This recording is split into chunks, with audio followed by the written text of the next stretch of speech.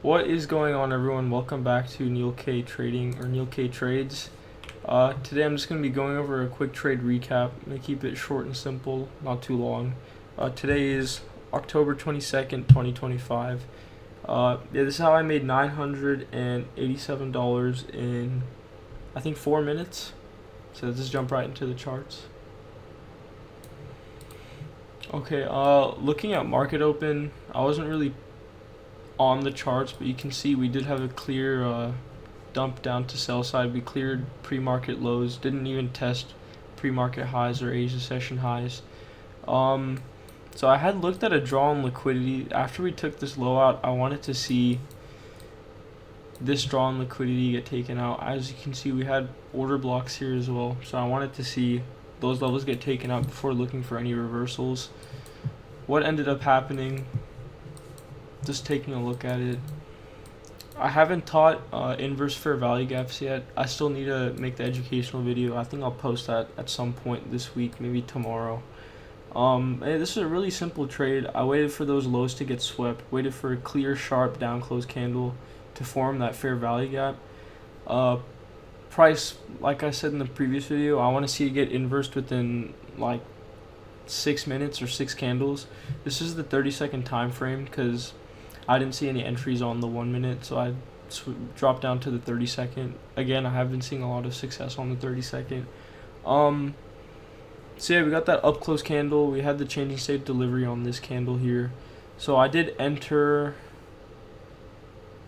Yeah, I entered exactly on this. So I think I was confident after seeing this premium wick and respecting the medium threshold of this inverse fair value gap. I decided to put my limit order here. It got filled, set break even at the most recent swing high here. We did have also a change in save delivery right here that I really liked. So when I'm looking for a trade, I want to see liquidity get swept. That's one. I want to see an inverse fair value gap get formed, and I want to see a change in save delivery followed by me being able to move stops to break even very quickly. So in this case, got the close, the same exact candle. So this is 30 seconds. So this is 30 seconds. One candle here is 30 seconds. So it very quickly got the change in state delivery. Very next candle, I was able to move stops to break even. So put on no risk on that trade. And yeah, it was just a very sharp move back up to this level. I did have initial take profit set. Where was it? I had it set for 80 points, but I didn't really feel too confident in that. If you guys look at ICT's lectures, he says go for low-hanging fruit. So we obviously had this draw on liquidity right here, a minor draw on liquidity. So I had targeted that. Ended up printing 49.75 points in 4 minutes. Very quick trade, very to the point, happened very quickly. I know price action has been a little weird lately. I think there was a good inverse this morning that you could have taken right here, but again, I wasn't looking at market open, and if I did take that, stops would have been 40 points, so that doesn't meet my criteria, it doesn't meet my model. So although it would have been a good trade, yeah, I printed 60 points. I just don't see the point in risking that much on a trade. I'd rather risk, like in this case, I risked 17.5 points, so about $375 worth of risk for about a $1,000 reward. So yeah, almost 3 RR. So it did meet my criteria. But yeah, I mean, there's not really much to say about this trade. It just flushed in my direction really quickly. I still, again, I need to teach inverses, but going off what I said in my previous fair value gap video, in the educational series for the trading blueprint, if price wanted to keep rinsing here, you would have seen price wouldn't have closed above the medium threshold of this fair value gap. When I say medium threshold, that's just the midpoint of this fair value gap. I don't have it marked out. If you guys want, if you go to the settings on TradingView, you can style middle line. You can have that middle line, but I just don't like the look of it. I know where the middle is. It's not too hard to look at.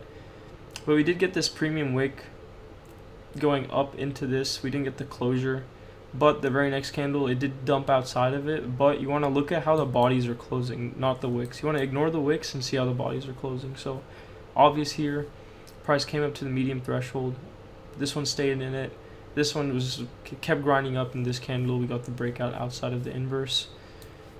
And when I say I'm targeting low-hanging fruit, I'm just targeting the next swing high. So in this case, there was this swing high that was created. You could have targeted this even for 36 points, but when I'm trading, I like to go for a bit more reward. It is a little, I don't want to say selfish. It's a bit risky, but I did have stops move to break even very quickly, so I was okay with that.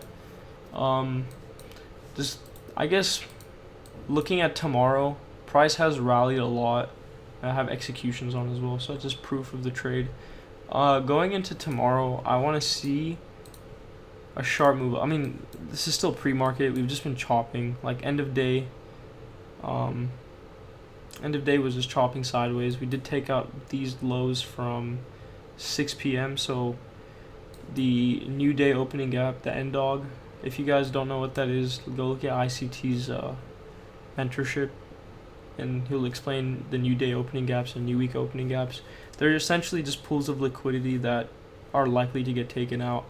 So we did get that opening draw on liquidity get taken out here, followed by a sharp inverse, and we've just been kind of moving back up. If we look at a higher time frame, so if I go to the 15 minute, let me reset my chart. I'd ideally want to see in pre-market either sweep out these lows or sweep out these highs. This is a bit of a sharp move. Even if we sweep out these lows in the morning and then move up back to these, is this the weekly high? Yeah, so 20th, yeah. The 20th highs that were made in pre-market. If we go back up to this level, that would be rather ideal. So that's just my overall bias going into tomorrow. I want to see a sweep of highs before making a move back lower, or a sweep of these lows before looking for a reversal back to the upside. But overall, good trade. I'm happy with how it went today. I did start a live account. It's been going all right. I'm just gonna stick to posting trades of my Top Step account rather than my live account. But yeah, I will be making a video also on how to get started on funded accounts, how to pass it, what rules you should be following, all about the consistency rule, and how to pass it in the shortest amount of time possible using this model. So again, I need to post a video on iFVGs.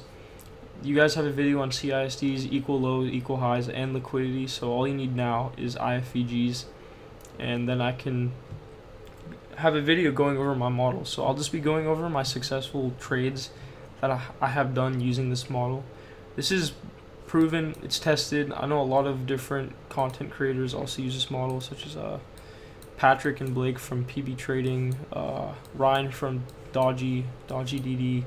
They all use this model. It is a very high win rate model. It is, I don't want to say nerfed yet.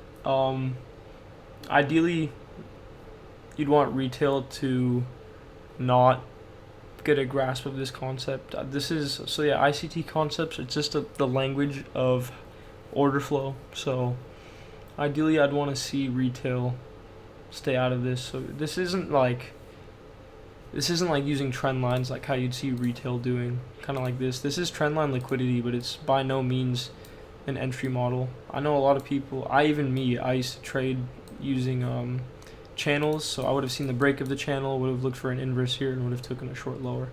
That's okay, but I'd rather use trendline liquidity as a target. So this little obvious one right here, this is some good trendline liquidity. Again, all this is like normal liquidity, but you would expect this to get taken out because of how many times it's been tested. So just looking at pre-market here, this looks like a good short down to these levels, 50 points. It's dumping as I'm speaking, so yeah, that would have been a really good short using the trendline liquidity. But overall, good trade. I'll post inverse fair value gap video tomorrow. It's just gonna be a short video explaining extra layer to inverse fair value gaps. All of this educational content I'm posting, it all layers on top of each other, so if you understand one, you'll understand the other. But yeah, I don't want to waste too much time. I have been speaking for almost 10 minutes, so we'll wrap it up there. Thank you all for watching. Be sure to like, subscribe, share with your friends, leave a comment if you find this helpful. Again, if you don't understand what I'm talking about here, if this is all gibberish to you, go look at my trading blueprint, the ICT blueprint. It has plenty of educational resources for you, teach you pretty much everything you need to know.